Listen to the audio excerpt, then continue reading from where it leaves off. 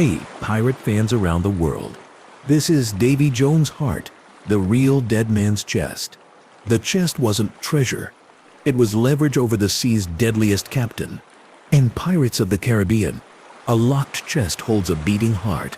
A tentacled captain commands the depths, and one order to the Kraken can drown a fleet. Tonight's story connects that cinematic image to the oldest sea talk, to an island with a name that's stuck in songs, to real shipboard customs, and to the way sailors understood the power of oaths, possessions, and fear. The question is simple: what real myths, places, and practices forged the idea of a heart sealed in a chest?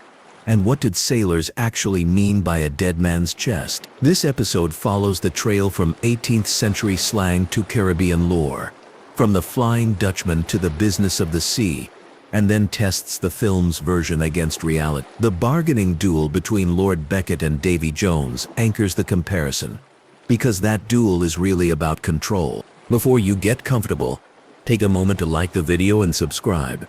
But only if you really enjoy and want to fall asleep with pirate stories whenever you want. The first key is why this story matters. Right now, in the film saga, anyone who controls the heart controls the captain. That one prop turns a legend into policy. At sea, power has always moved through objects: a signed order, a chest with wages, a ship's articles with every name beneath. Sailors came to the gangway with a small wooden box that held almost everything they owned. When they died, that same box decided their fate, where their clothes would go, who would be paid, which sweetheart back home would receive a ring or a lock of hair. The chest withheld, the chest delivered, the chest could ruin or rescue. So the heart in a chest becomes easy to understand. It is not about romance first, it is about leverage. Keeping that idea in mind helps every scene make more sense, including the calm menace of Beckett, speaking politely while holding the key to an entire soul. A quick orientation helps. On one side signs the movie triad, the Flying Dutchman, a curse of servitude, and a literal heart inside a box. On the other stands the historical bundle that the films borrow from older sailor lore about a sea devil named Davy Jones, a phrase called the locker for the ocean grave, a Caribbean island whose name sounds like trouble, and Victorian literature that packaged and popularized fragments from the docks. Cinematic storytelling squeezed them into one unforgettable image: the heart in a chest. So this episode unpacks the bundle and lays the pieces side by side, only long enough to see how they fit. Step by step, the name itself comes into focus.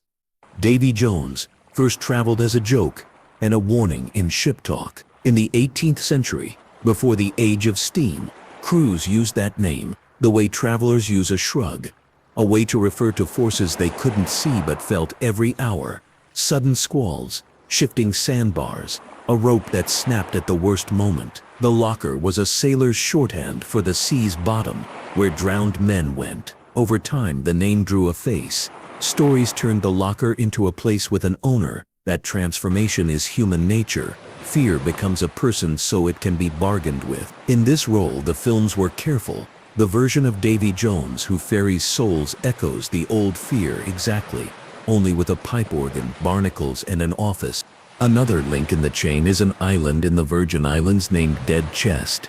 The island is little more than rock and scrub, but its name caught a Scottish writer's ear and changed everything. He needed a line that sounded like a tavern song, and the island's name did the heavy lifting. Soon a chorus was on paper and in the mouths of readers and sailors who wanted to sound like they'd seen things. The exact words are not needed here to feel the rhythm. A trimmed fragment is enough. 15 men on the dead man's chest, yo ho ho. In the 19th century, that chorus did for pirate talk what a movie soundtrack does today. It set a mood and fused ideas. Viewers of the modern films feel the echo even if they can't name the island. The title itself, Dead Man's Chest, makes the old line ring again. But what did sailors actually mean by a dead man's chest? On a working ship, a sea chest was life in a box. It held a spare shirt, a Bible or a line of verse, needles and twine to patch canvas or clothes, a knife in a sheath, maybe a letter folded until the creases went white. Some chests were plain, pine planks with a rope handle. Others were carved, with initials cut by candle over months of weather. The chest went where its owner went. When a man died, the chest changed status in an instant. It became the dead man's chest. Customs varied by crew and by law, but a common practice was an auction witnessed by officers. A man's shipmates could bid on his clothes, tools, and keepsakes. The proceeds paid debts, sent money to a next of kin, or covered funeral expenses if the body came ashore. That ritual gave the phrase its everyday meaning. Not a haunted box, not a magical relic, but the humble wooden container of a dead sailor's life, settled among peers, item by item, memory by memory. In that sense, the chest always decided a fate. Quick fact: language keeps traces. The earliest printed mentions of Davy Jones read like winks from deckhands to readers on land. A century that wrote in pamphlets and broadsheets loved a lively phrase, and the sea supplied them. Etymologies competed. Some heard Jones as a twist on Jonah, the reluctant prophet thrown to a storm. Others swore it came from a West Indian tavern keeper, or from the biblical David, merged with a devil's nickname.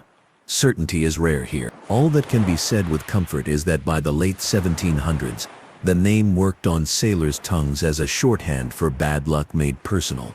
That's why the film's writers stitched multiple strands into one villain, because that's what sailors had already done, only over generations. A related legend, older and colder, drifted down from northern waters, the ghost ship that can never make port. That ship wore different names in different harbors, but one label traveled farthest: the Flying Dutchman. A storm-chased captain swears an oath to round a headland, and the sea doesn't forgive. The curse is endless motion. In folklore, the Dutchman is a ship. In the films, the Dutchman receives a captain, and that captain receives a heart that can be claimed. The fusion makes emotional sense. A ship that legally belongs to nobody still needs a soul for audiences to care. Turn the ship into a person, give the curse a face, and tension appears the moment someone slides a key into a lock. Hearts in boxes also have a quieter history, one that never needed a kraken. In Europe, a heart sometimes traveled apart from a body for reasons both practical and tender. When nobles died far from home, the heart might be embalmed and sent back as a token, a reliquary of affection or status. In one era, a widow honored her husband that way. In another, a conquering hero's heart went to the city that loved him most. The practice crossed borders. The sea made new versions possible.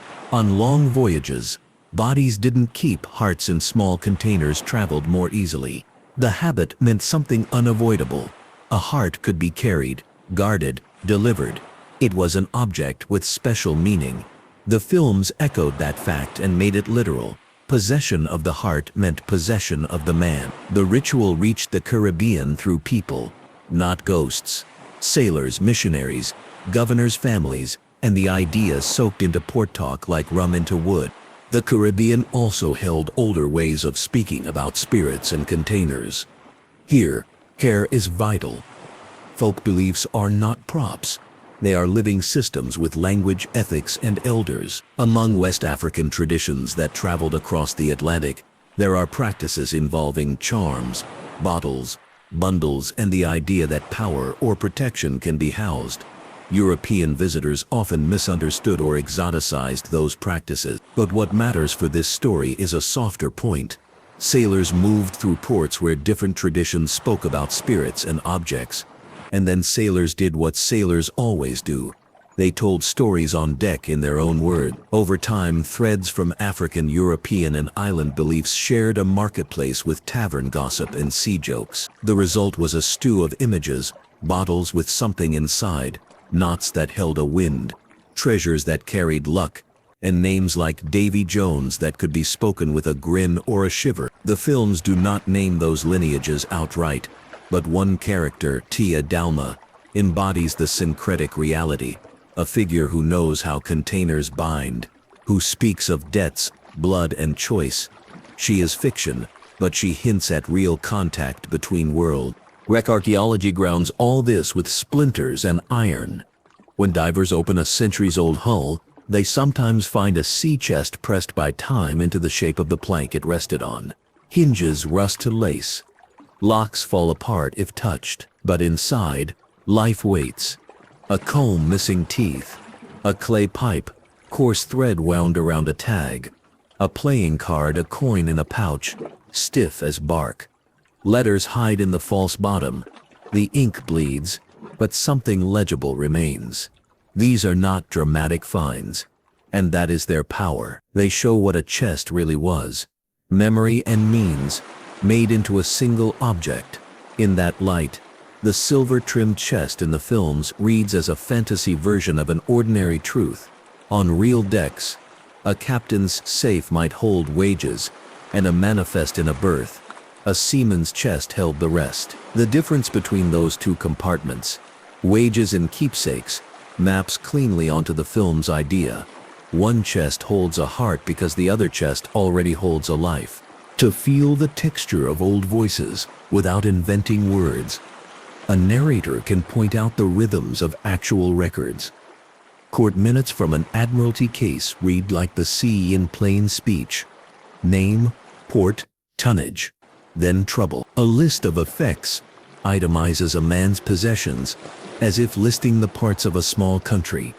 A newspaper column carries a few lines for those drowned in sight of land. Each scrap favors duty over drama, and the absence of adjectives makes the facts ring louder. A listener can picture an officer announcing an auction on deck. A purser making a list as each shirt and knife goes to a bidder, and the coins counted into a small bag for a wife in Plymouth, or a mother in Bridgetown. The way the documents speak, spare, exact, matches the way sailors often spoke of Davy Jones. Not much was needed. Everyone knew the rest. All this leans toward a single idea: the heart as leverage. Contracts ruled the sea. Articles of agreement described every share, every rule for plunder, every promise that kept the crew together. In naval service or in private ventures, bonds and debts could force a man to stay under a flag he didn't love. Impressment gangs took men against their will. Chartered companies acted like governments, and governments sometimes acted like companies. Seals and signatures carried lives as certainly as ropes carried sails. With that reality in mind, Beckett sliding a document across a desk feels more dangerous than a pistol cocking in a fight. Paper can lock a man up. A chest can do the same. The metaphors in the movie are not accidents. They are dramatized versions of very old truths. At sea, oaths mattered, because proof was hard to keep. A captain's word and a crew's trust had to survive months without witnesses.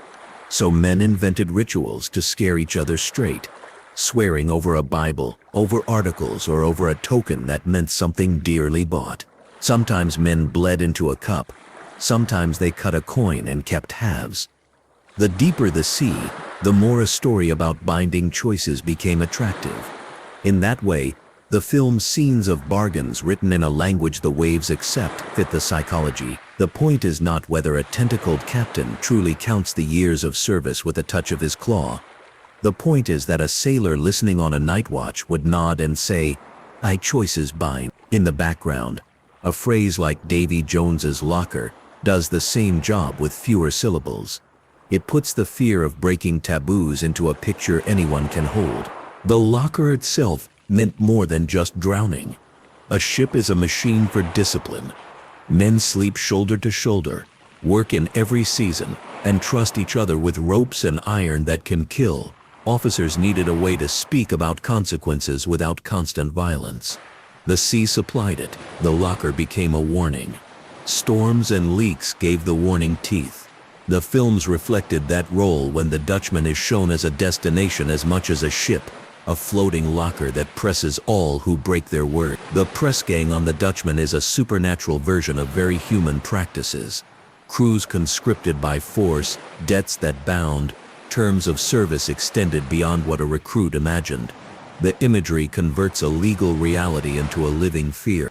One its songs made the reality travel. Work songs, the shanties that kept men in time, carried phrases further than any officer's order. A chorus allowed memory to do its work. The famed line about the dead man's chest had the rhythm of the capstan. Sailors hummed, whistled and banged tin mugs, and a line from a novel became part of common talk. So much so that listeners forget where it came from. That is what every franchise hopes to achieve. The films honored the role of music by letting songs appear in the world of the story. When a crew sings on screen, the audience hears the industry of the sea and the rumor engine that gave ideas legs. A line like "Yo ho ho" is not about realism. It is about the way a phrase can make men move together. To keep the first third of this voyage lively, consider a few key film scenes, side by side with their likely ancestors. The first is the moment the chest opens and a heart beats without a body. In reality, the closest kin is the heart as relic, a loved piece of a person, returned to home soil or kept where a vow was made. The second is Jones at the organ, playing a melody that seems to come up through the hull. That is a visible metaphor for grief harnessed to duty. The sea as a place where men learn to turn loneliness into work. The third is Beckett speaking softly about rules while holding privilege like a weapon. That is maritime law in a suit, clauses that eat years the way a tide eats the beach. The fourth is the Kraken. Here the films lean toward ancient fears that predate any admiralty court, a mass of the deep that arrives without warning and pulls a deck to quiet in minutes. Each scene has a twin in history, if not in detail then in meaning. A gentle myth bust follows from this. No verified pirate case exists of a literal human heart locked in a chest and used as a master key to the man's obedience. There are hearts in reliquaries. There are chests belonging to dead sailors. There are officials who locked up letters of marque, back wages or incriminating papers. The movie's choice fuses those three realities, relic, chest, and official leverage, into one clean idea. By making the heart portable and possessible, the narrative turns metaphors into plot. That choice works because a listener already understands the pieces. A keepsake means love, a chest means ownership, a signature means control. Combined, they feel true even if the literal version never happened. Geography brings this closer to the deck. Dead Chest Island sits near Tortola, mainly rock, steep sides, few places to land. In some retellings, a Captain Maroon troublemaker's there, with a bottle of rum to let the island do the discipline. Whether that specific tale is old or new, the point is the same. The name and the lensec invite stories. From a distance, the island looks like a closed lid. It stares back at a ship, like a question. Cartographers wrote the name on paper, novelists borrowed it, and tourists today see it on a map and imagine pirates on a ridge. Place gives legend something to stand on. In the films, a title wins simply by evoking that place in the ear. The island's name is a drumbeat under the tale. A wider map and a simple timeline help the rest settle. Start with 18th century slang among English-speaking sailors. Add continental ghost ship lore with Dutch roots. Mark the growth of port cities in the Caribbean, where cultures braided. Place the publication of a Scottish novel, remodeled the chorus of a tavern. Then jump to a global movie franchise that did with images what the novel did with lines: select, combine, and amplify. Shipping routes carried more than sugar and coffee. They carried sounds, fears, and jokes. Wrecks dot those routes like beads left in a hurry. The trail of influence from one shore to another runs along them. To humanize the story without leaving the third-person lane, 3 small case files stand ready. Each has a job to show how a chest, a token, and an oath mattered. Case File 1. The Mutineer's Chest. After a failed uprising, the ringleader is executed and stitched into sailcloth for burial at sea. His chest sits under guard. A week later, the quarterdeck announces an auction. Some men buy the dead man's boots and tool. Others hang back, wary of sharing his luck. The proceeds settle debts and are entered into the ship's book. The ritual is half practical, half spiritual. Men need better boots. Men also like the feeling that some part of the mutineer's story has been weighed and closed. The chest has done its work. Case File 2. The Lover's Token. A young sailor keeps a small locket with a lock of hair under the false bottom of his chest. In a storm he dies. During the auction, an older hand buys the locket not to keep but to carry to the address written in cramped script inside. Months later, a woman in a port hears a knock. She receives the token, and with it the last proof that the man who promised to come back did more than vanish. The chest made the delivery possible. It turned grief into a package that could cross oceans. Case File 3. The Captain's Oath. A privateer signs a bond that gives a share of prize money to a backer. He keeps the sealed paper in a chest within a locked cabin. The crew feels the weight of that object without seeing it. They know that whatever they capture, some of it will flow to a man who never saw spray. When the captain hesitates to attack a fat merchantman because of the letter of his commission, the crew mutters about the paper in the chest. A ship's future sits in a box. In the films, Beckett's letters of marque and Jones's bargains serve the same narrative function. As the hour deepens, the documentary lens returns to the locker. Officers use the locker as a way to talk about risk and obedience without raising a whip. The ocean offered credible threats. A captain only had to describe them well. Break this rule, and the locker waits. That speech worked because men had seen the surface close over a friend in seconds. When the Dutchman's crew in the films shuffle across their deck with coral in their beards, they embody one more truth. The sea takes and gives back, but rarely on terms anyone would choose. Music deserves a last turn before the microscope moves to the films again. Work songs didn't just coordinate labor, they also taught vocabulary to new hands. A green sailor learned what veterans feared by the phrases baked into the chorus. Over a long voyage, the words became habit. They were said without thinking, and that is the point. When a narrator in a theater hears a crew sing to steady a line, the mind recognizes a real mechanism that used rhythm to train muscle and memory. A chorus about a chest and a bottle traveled far because it fit that mechanism. People learned it the way they learned to keep time on a capstan bar. Now a calm deconstruction of pivotal movie moments. Not to score points, but to respect craft. Scene 1. The chest reveal. The tension comes not only from the beating organ inside, but from the social rules around it. No one in the room pretends that this is just a curiosity. Everyone instantly understands that whoever holds the chest sets terms. That is exactly how a chest with wages or papers worked on board. Possession meant authority. Scene 2.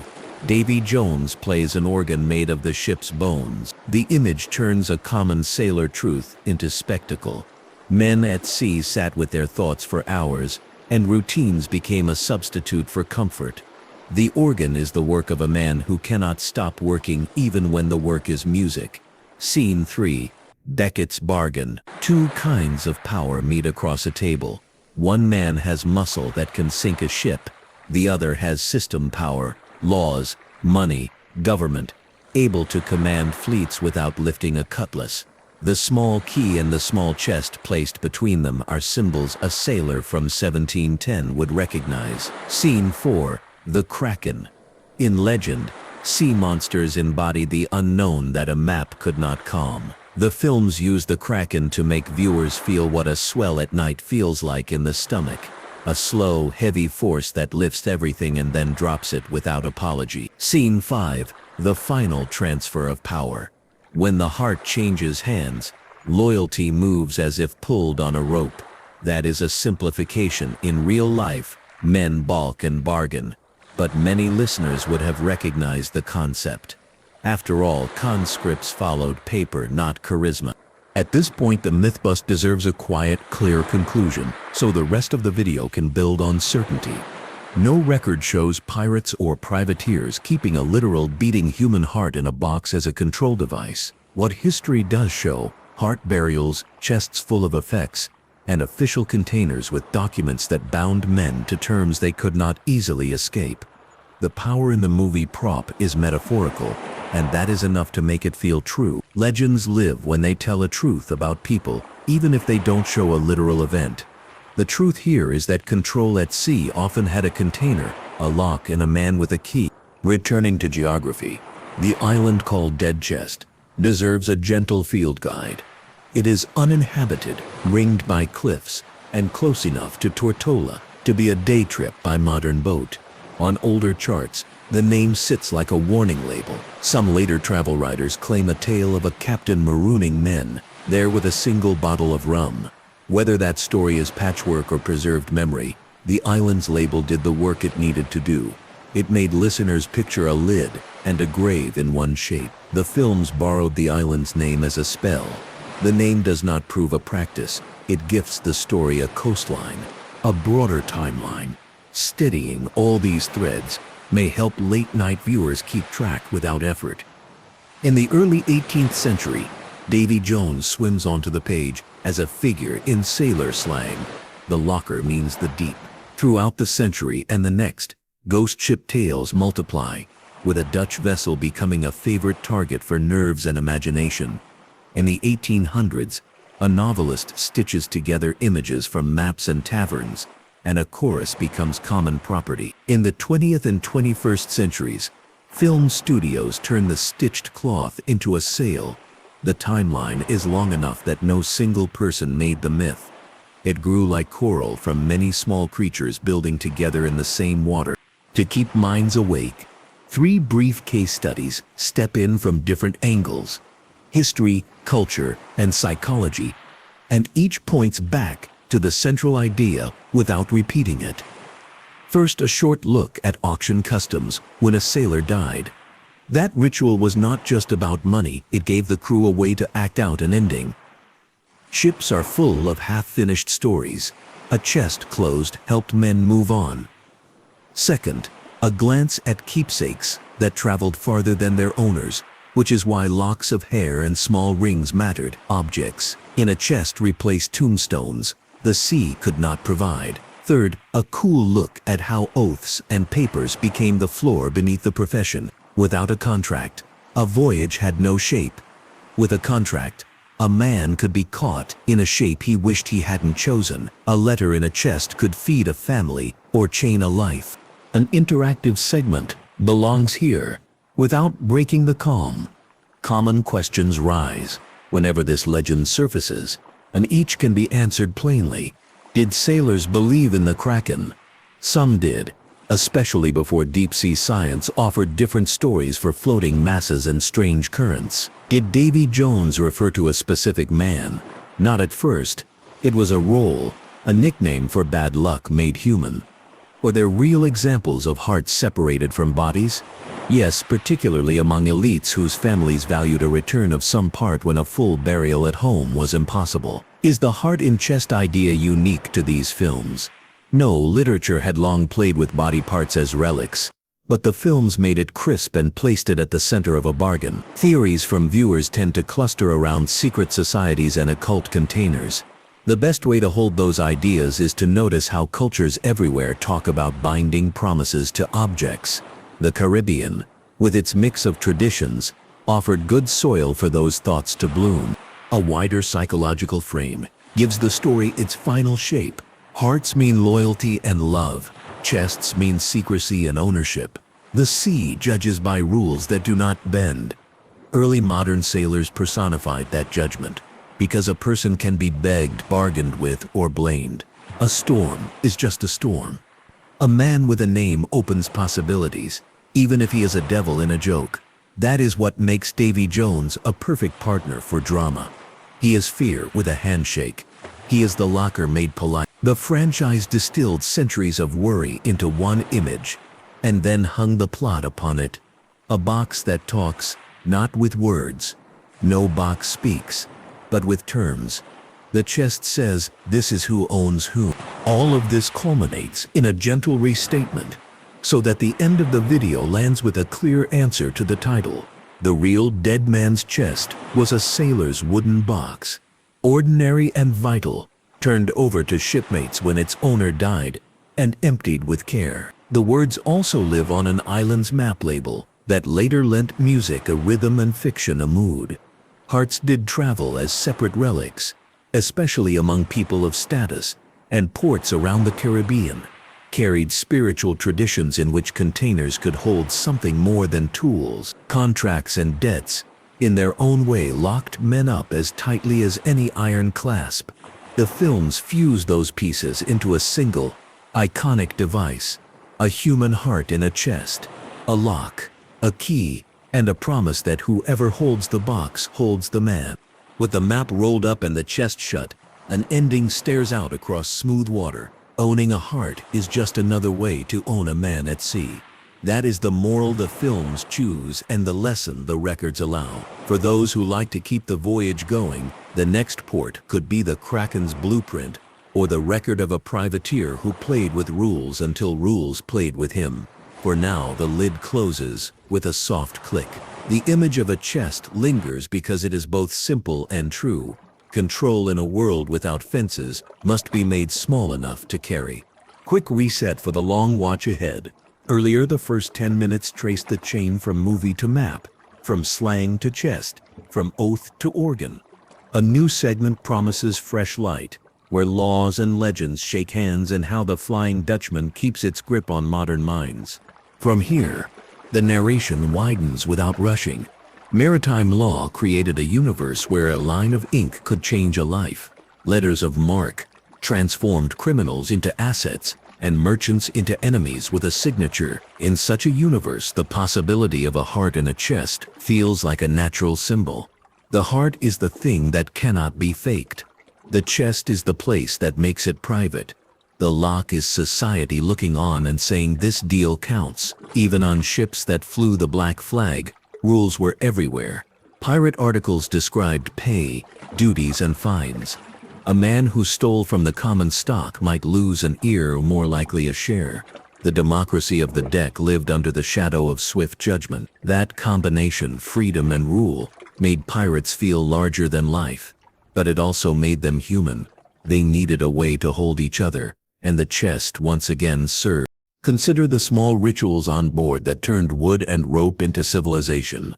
A chest at the foot of a bunk drew a rectangle around a man's privacy. No doors, no rooms, no locks except that box.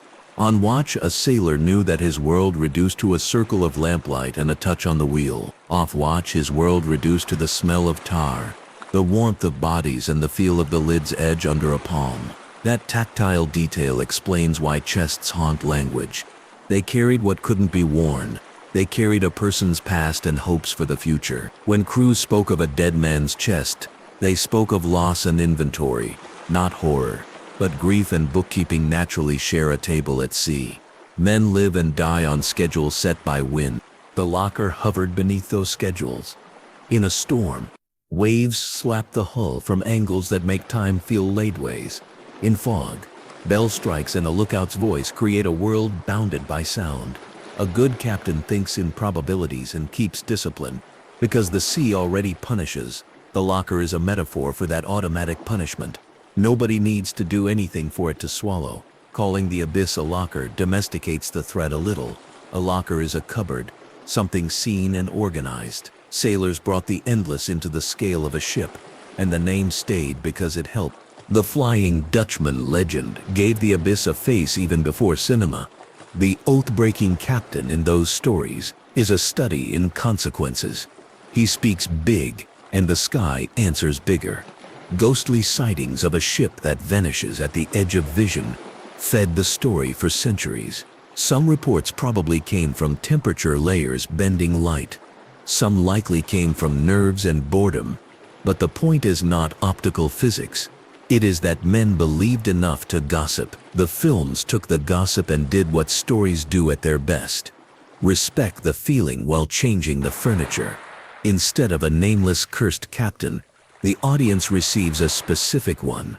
Instead of a vague oath, there is a contract in a chest. The visual language lets modern viewers feel what old sailors felt without sharing their weather.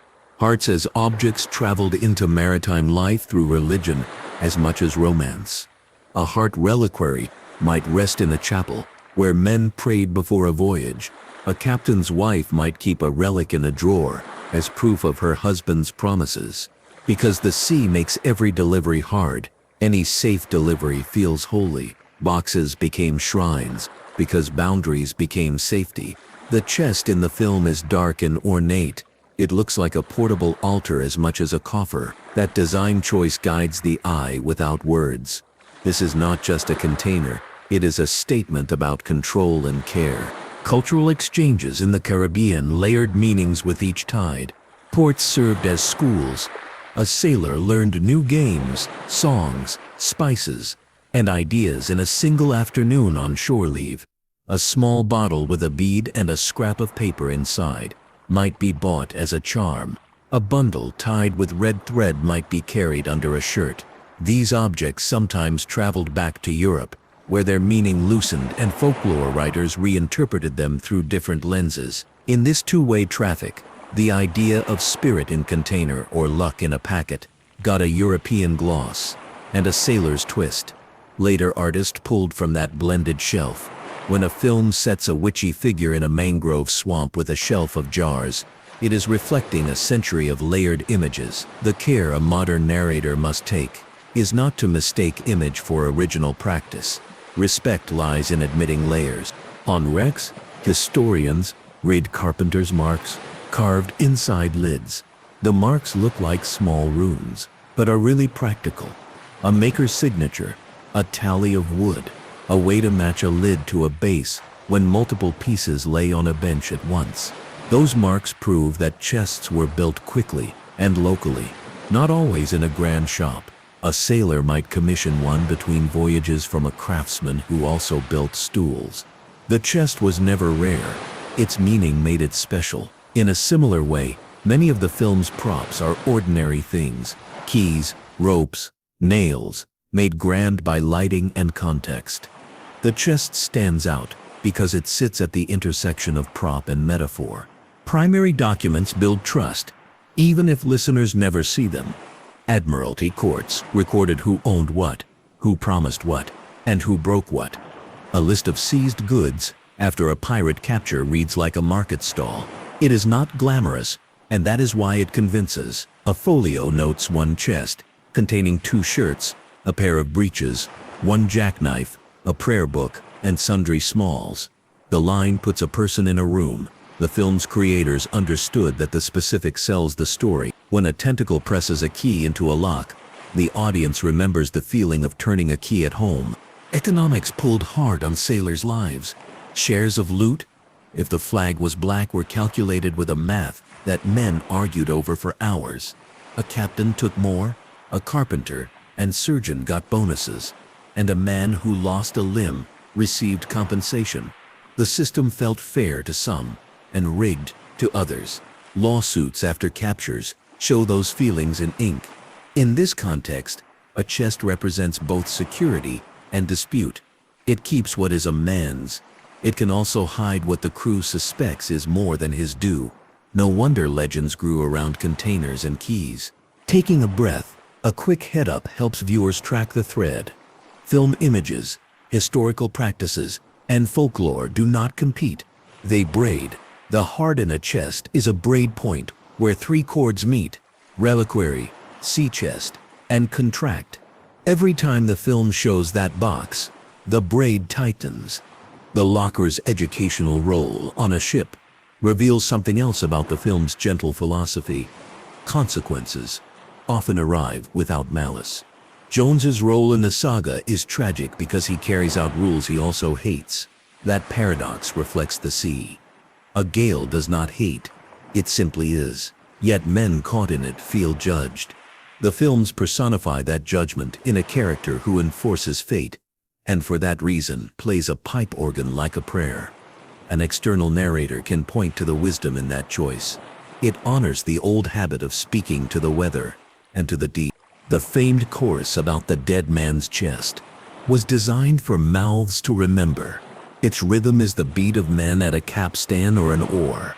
That is why children can chant it, and older adults can hum it after decades. As a fragment, it becomes an artifact, the last 10 syllables clinging to 1,000 afternoons of repetition. The films, aware of this, let song and story touch. That contact is a kind of handshake between centuries. When the deconstruction turns granular, plot details bloom with these backgrounds in view. The heart gives the Dutchman a legal owner. The owner of the heart gains a tool no court can overturn. Such an object would terrify anyone who knows how fragile paper authority can be in a storm. In the real world, letters of marque could be revoked, mislaid, or questioned. A heart in a chest cannot be negotiated away. The decision to center the saga on such an object therefore delivers a reliable spine. Characters can chase it, lose it, and fight over it, without needing a new rule in every chapter.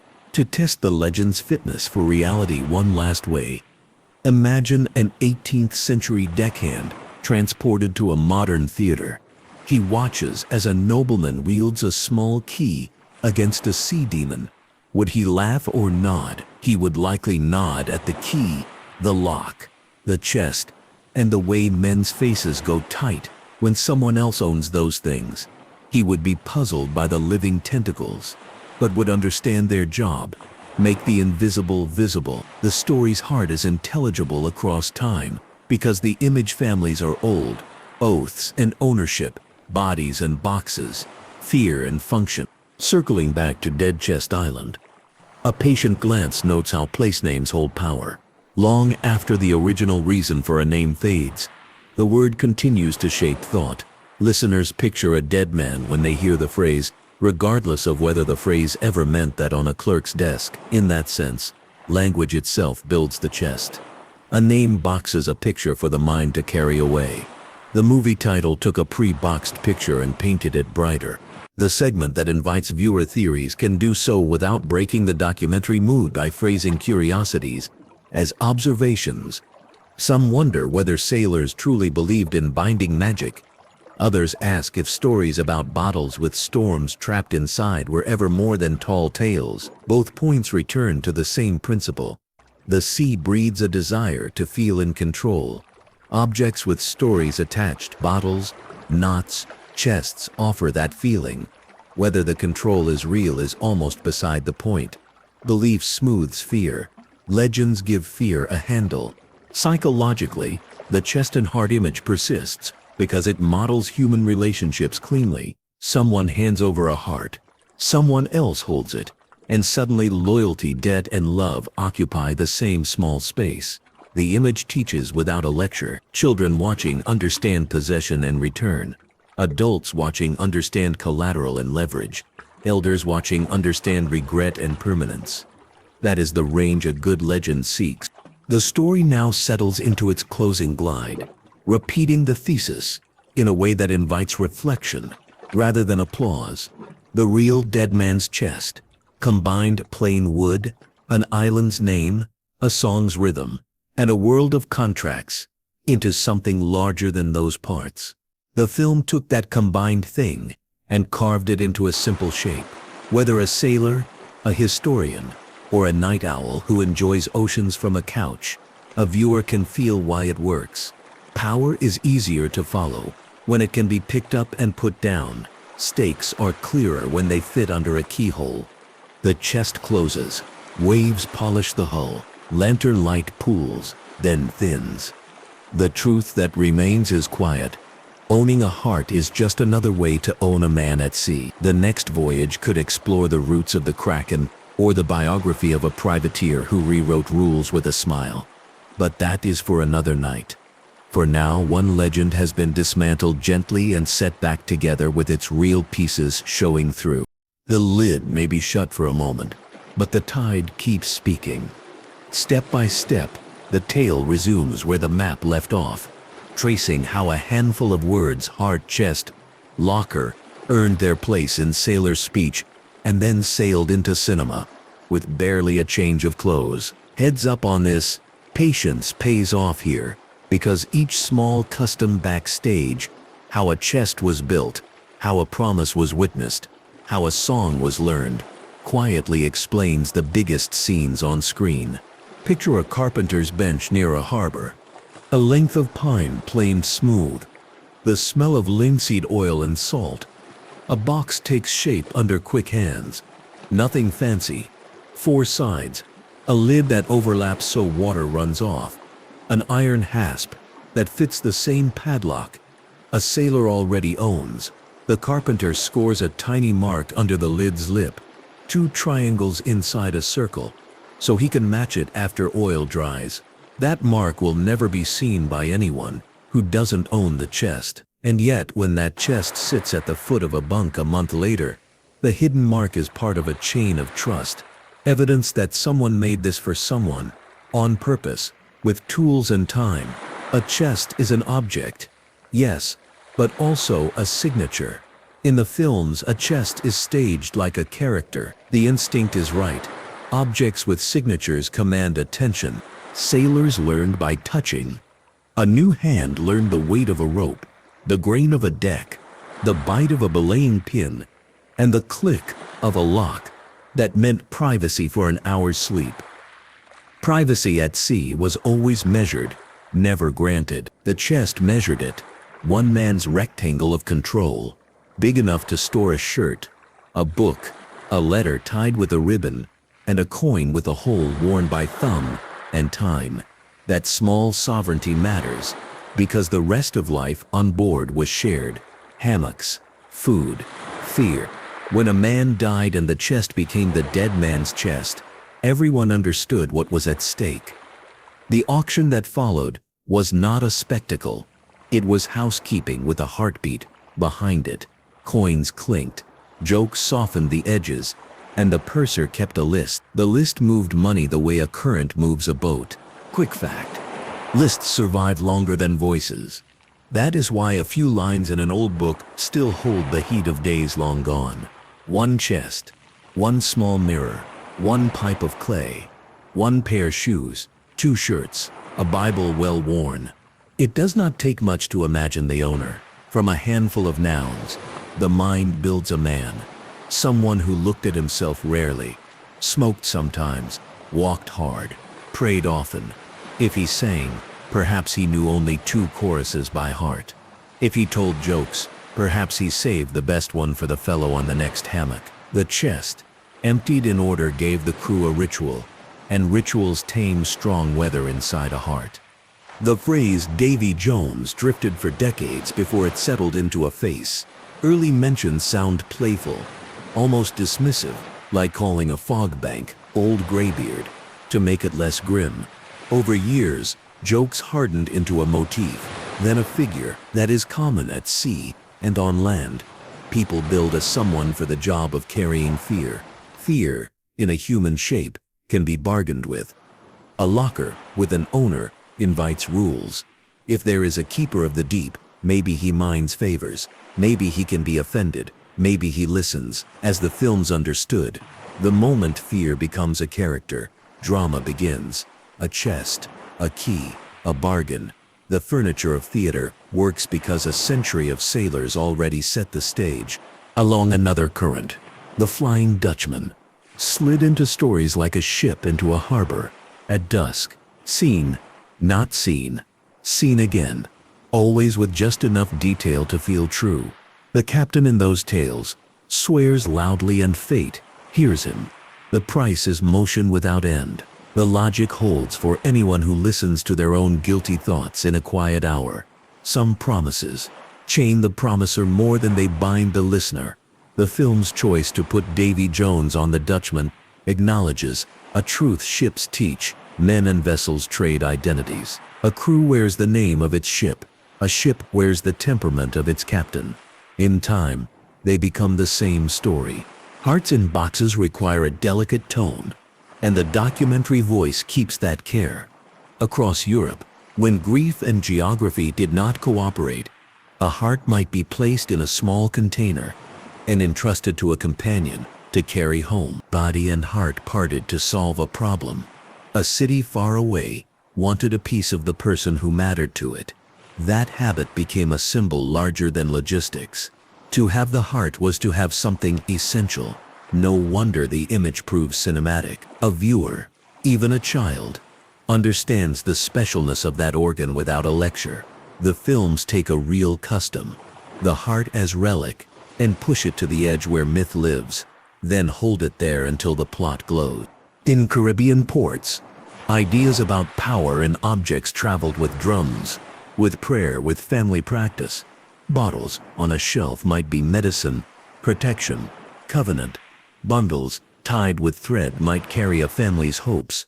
These were not pirates' decorations, they were people's living traditions. Sailors met those traditions the way travelers meet cuisines, with curiosity, misunderstanding, delight, and sometimes disrespect.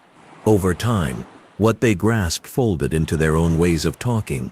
That blend, repeated by storytellers on board and on shore, created a shared room of images. The films enter that room through a single door, a character who knows how bargains bind and how containers carry more than they seem.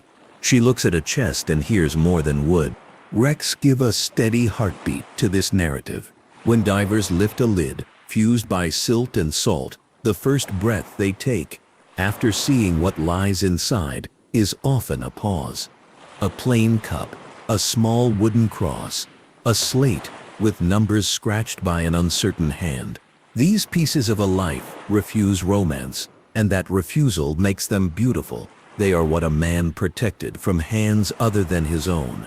In quiet moments, centuries later, a museum visitor leans over a glass case and recognizes the shape of the same needs: privacy, memory, proof. The films, busy with tempests and monsters, stop often enough on ordinary objects to honor that truth. Keys matter, small knives matter, a folded piece of paper matters twice, once when it is read, and once when it is kept. Imagine an officer calling the crew to muster on a bright morning. A name is read, a chest is brought out. The phrase, "sold at the mast," is spoken, and a small economy begins. Shirts and tools change hands for pennies. One man who never had a Bible buys one for 2 coins and carries it away, hardly knowing why he raised his hand. He will know later, in a storm, when the book becomes a weight under his shirt. He can feel. He bought it because it was loved already. A dead man's chest is an inventory and a legacy at once. It lets the living carry the shape of the dead for a while, then make that shape their own. Now the locker. If a crew feared it, they also used the fear for structure. Mind your line or the locker will have you, an old hand says to a youngster, and the boy listens better because the deep has a nickname. A nickname makes the unknown sound like a neighbor. Once the unknown sounds like a neighbor, it can be described, and descriptions become instructions. This is how rules grow in a hard world. The films do the same with ethics. When Jones speaks of terms and tallies, the sound is half courtroom, half confession. In a way, the Dutchman's deck is a floating classroom for consequences. Music keeps the class awake. A chorus, a single hook, lets tired bodies do work together without thinking. That is why a line about a chest and a bottle traveled far, even if the tale behind it stayed fuzzy. Rhythm remembers when minds cannot. Work songs were not only for rhythm, they were also for rumor. A detail about a captain's temper, a new way to tie a knot, a warning about a reef. These hitchhiked on a chorus all day, and in the evening stepped off the melody and into memory. When the films let crews sing, they show how knowledge moves without books. Cinema plays fair when it breaks rules in front of viewers. Watch how the chest reveal is lit. Darkness around, faces half in shadow, the lid opening like the curtain on a stage. The glow is not from magic, but from attention. The frame says, "This matters." In real life, light would be a lantern. In film life, light is meaning. A scene like that honors the habits of a ship. When something important happens on deck, everyone comes near, forming a human circle of light. The scene echoes that instinct and trust, that eyes will do what they have always done, follow the lid. Myth-busting remains simple and calm. No stack of sources can produce a pirate captain who kept a literal human heart in a chest to command a crewman as if by contract. What sources can do is make that prop feel inevitable. Hearts traveled as relics, chests guarded lives, contracts coerced. Put those truths together, and a single image feels like something a listener already knew. That feeling of recognition is the coin great stories spend. Dead Chest Island itself deserves a slow look. Its cliffs drop to blue-green water, the sort that changes color twice between morning and noon. Birds wheel. A swell breaks on a ledge with a sound that carries better than a shout from a small boat. The island looks like a lid set on the sea by a giant's hand. No beaches invite. That unfriendliness is part of the spell. Names often follow shape. The name here followed both shape and a rumor of discipline, whether or not men were ever left there with a bottle of rum. The image is strong enough to generate its own weather. A good story does not wait for permission to grow. On charts, names like this sit beside tiny crosses, marking wrecks. Each cross is a short story with the middle torn out. Somewhere a chest cracked open and took on water.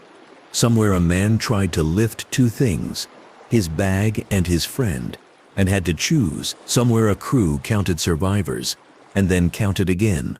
The map with crosses is the documentary's quiet chorus. It is worth returning to that sheet of paper twice in an hour just to remind eyes that legends grow along real roads. A timeline in words can be traced without dates to keep the pace smooth. First, sailors joked about a locker with a keeper. Then, listeners liked the joke enough to repeat it in print.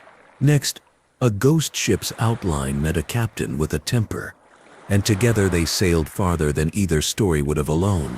Then, a novelist picked up a name from a chart and built a chorus that hooked generation. Finally, a set of films struck the anvil with a single blow, heart in a chest, and sparks flew in all directions. Anyone hearing this timeline can rest. A legend grew honestly, from small to large with no need to cheat. 3 case files already showed how chests live on deck. More can be opened without losing the gentle pace. Consider an apprentice on his first voyage who keeps a small slate in his chest to practice sums at night. He calculates shares of imagined prize money as if arithmetic could buy sleep. When his chest is opened years later after a fever, the slate still shows half a problem. The chest keeps the unfinished act. Or picture a boatswain who carves a compass rose inside his lid over months. Adding 1 spoke after each calm day, when the chest is sold, the rose travels to another pair of hands. That new owner, decades later, opens the lid and feels steadied without quite knowing why. Or think of a surgeon who keeps a ledger in his chest, listing amputations performed, not to boast, but to remember the men who trusted him. When the ledger is found, the entries make a kind of prayer. None of these stories require invention beyond the frame real life provides. Men, time, objects, care. Viewers often ask about the Kraken. Was it ever believed to be real? Belief is a tricky word on a deck. Men believed what helped them act quickly and survive. When masses rose under hulls and a smell of the deep doubled all at once, explanations sprang up to match the scale. A monster is a name for the size of shock. Later science gave other names: currents, upwellings, schools of fish that move as one body. But the monster did useful work in the moment. It warned men to keep knives handy to cut lines fast and avoid being pulled down by their own rigging. The films, rightfully, keep that lesson alive by making shock visible. Another common question circles Davy Jones's appearance. Do tentacles matter? A face like a sea creature gives the brain a shortcut. Here is a soul who belongs to the deep more than to the deck. Barnacles, shells, and coral growing where skin should be are a language of attachment. Attached to the ship, attached to duty, attached to an oath that has lasted too long. The films make that attachment a costume. Viewers need not think it literal to feel it true. The economics of command return quietly to the table. Letters of marque and commissions were chests in paper form, folded, sealed, stowed in a captain's compartment. They could be shown to a warship or hidden from a customs agent. They turned thieves into privateers and back again, with a change in wind and politics. A chest on a table with such papers inside is a decision engine. A captain who opens it at night and reads the terms again is a man measuring his soul against the line items. In that way, the chest in the film holding a heart is a perfect inversion. Paper once held a life, now a life held paper. The image flips and still fits. Contracts are dull until they hurt. A clause about extending service until the ship be safely in port sounds reasonable in a city office. On a lee shore in a storm, it becomes a trap that lengthens months by minutes. Sailors learn to hear the thing beneath the words. That is why scenes in the films where a man places a hand on a document and hesitates carry more weight than duels. Paper wins in rooms. The chest wins on decks. The heart wins everywhere. The hierarchy is old. Oaths and taboos made sense in communities where proof was always late. Swearing an oath transforms a wish into a boundary. At sea, boundaries are few. Men were hungry for them. A line drawn in the mind steadied the hand. A taboo, do not whistle on deck, do not say this word before dawn, gave luck a structure. A steady narrator can explain this without mockery. People build fences where waves erase them. The locker, as a moral tool. Let officers lead with the minimum force needed. The locker did work that whips could not. It taught caution without drawing blood. That approach echoes in the quiet thread of the Dutchman. Men join that crew, not because force drags them, but because they fear something worse. The equation is recognizable across centuries. Trade one fear for another, manageable one. The chest with the heart is the deciding weight on the scale. Shanties deserve one more pass, not for the melody, but for the business model they supported on board. Singing regulated pace, saved ropes and backs, saved money. Thus a captain tolerated or encouraged singing because it was good management. A chorus about a is wrote on that permission slip. Songs that served work survived. Songs that did not serve faded. The famous chorus about the dead man's chest survived because it fit everything. G-rated enough for mixed company, grim enough for hard men, catchy enough to require no explanation. A scene-by-scene look that goes deeper can savor the small choices. Jones's key, for instance, is hefty, hand-forged, a tool as much as a symbol. The films let the camera rest on it, just long enough for viewers to feel its cold weight. That pause echoes a sailor's habit of touching a key on a cord inside a shirt to check, without looking, if it is still there. Beckett's desk is bare, but for a stack of papers and a single inkwell, an emptiness that says power does not need decoration. Sparrow's fingers brush inside a chest as if searching for a memory, and the gesture lands because hands are how sailors think. Rope, wheel, knife, lid. The Kraken's emergence is staged from below, the way dread arrives in real life. Sensed first, seen second. When the question is asked directly, did pirates ever put a human heart in a chest to command a man? The answer remains no. And the no is interesting. The legend does not need the literal. It needs the fit. Hearts were carried. Chests were sacred. In small ways, contracts were ironed with soft edges. Put those together and the film's device becomes a summary. Almost like a map showing the shortest route between many points.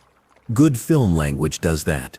It compresses hard travel into a single straight line.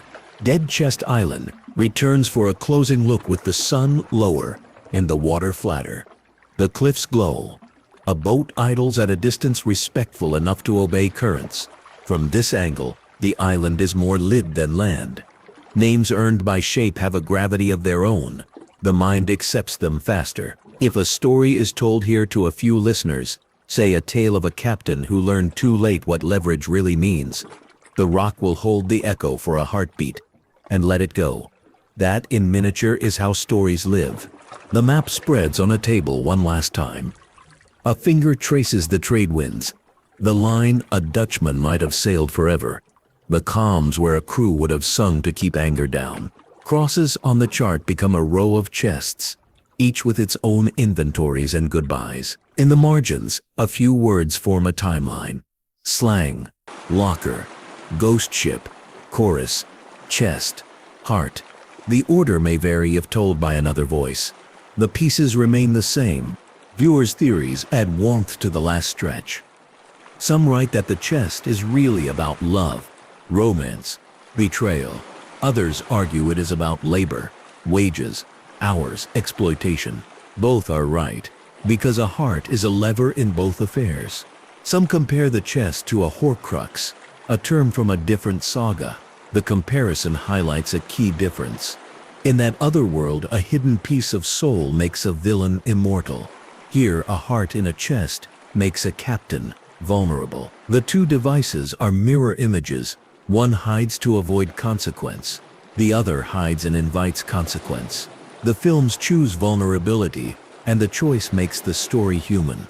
Psychology offers a final lens. Children understand keep away and tag. Adults understand collateral and credit. Elders understand promises that outlast pleasure. The heart in chest sits where all three circles overlap. That is why families can watch together and share a conversation afterward without needing footnotes. The late-night broadcaster tone, calm, warm, unhurried, honors that shared space by refusing to hurry the simple truths. A summary now arrives, as gentle as tide. The real dead man's chest was a sailor's box of life, turned when death came into a community event that settled accounts and memories. An island took the name and lent the phrase a place to stand.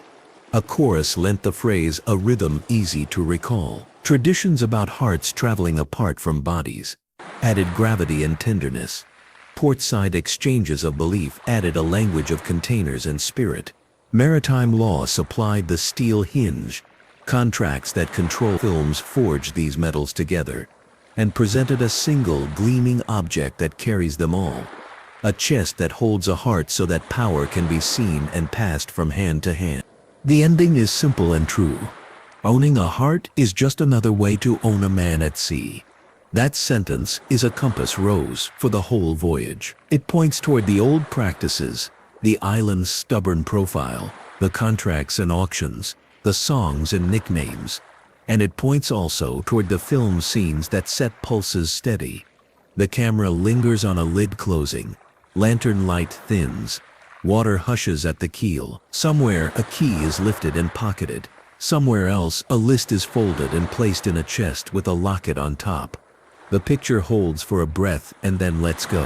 For those who enjoy where history and legend touch, another tide waits just beyond this one. The origins of the Kraken's many names, or the day a privateer's paperwork saved him from a rope by a single clause. But that is a story for another night. This one has reached harbor with its cargo intact. A heart, a chest, a locker, and the calm knowledge of how they came to sail together.